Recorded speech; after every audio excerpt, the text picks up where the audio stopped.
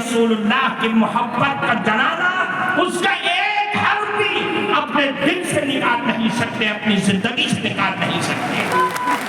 فرمایا دوسری چیز اہل بیت کی محبت، بچوں کے دل میں رسول اللہ کے گھر والوں کی محبت ان کے دل کے اندر ڈال دو۔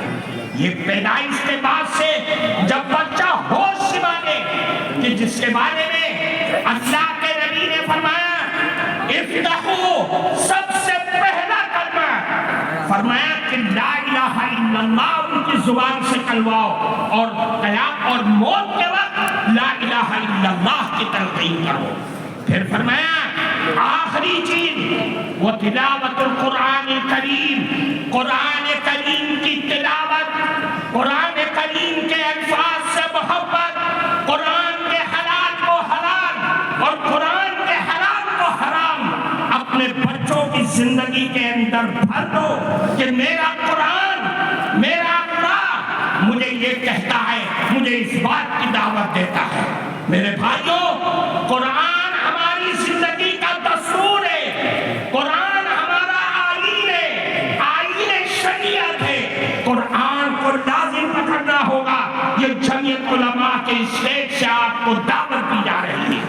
اللہ کے نبی نے فرمایا الا انہا ستکون فتنہ، اے لوگوں آگاہ ہو جاؤ، فتنے آئیں گے، آزمائشیں آئیں گی، بلائیں آئیں گی، دنیا کی بھی آئیں گی اور آسمانی بھی آئیں گی۔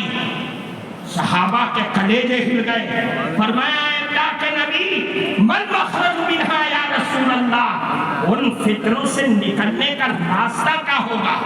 اللہ کے نبی نے فرمایا کہ قرآن ہے، قرآن ہے، کیوں؟ فیہ نبأ من کان قبلکم وخبر ما بعدکم وحکم ما بینکم، یہ قرآن ہے جس میں تمہارے پچھلے لوگوں کے حالات کی بھی اطلاع ہے، تمہارے بعد میں آنے والے لوگوں کی بھی خبر ہے، اور تمہارے جھگڑوں کا فیصلہ بھی اسی قرآن میں موجود ہے۔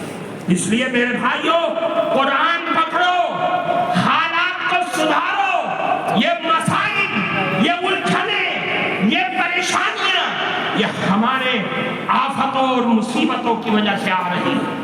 میں آپ کو ایک بات کی طرف توجہ کر کے میں بات کو ختم کرتا ہوں۔ آج تک ہم روتے تھے، ہمارے بڑے پریشان تھے کہ دنیا نشہ کر رہی ہے، دنیا سٹے اور جوئے کھیل رہی ہے۔ آج جو سب سے زیادہ حالات ہیں وہ سود کی بیماری ہمارے اندر جنم لیتی جا رہی ہے۔ اور سود بھی کیسا؟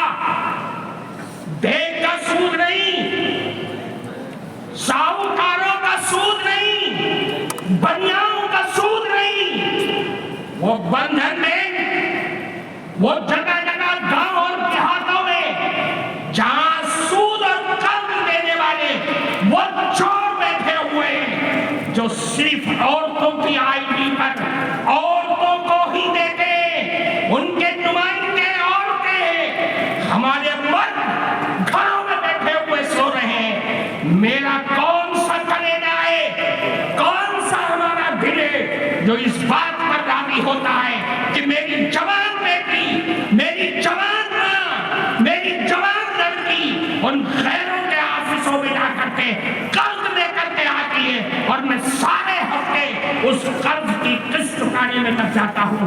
میری عورتیں بیگانہ ہو گئی، بیوی میری ہے لیکن اس کے آفسوں میں وہ گزار رہی ہے۔ ہماری سوچ اور فکر پر لعنت ہے ایسی۔ اس لیے میرے بھائیوں، سوچو اور سود سے نکل کر کے باہر آؤ۔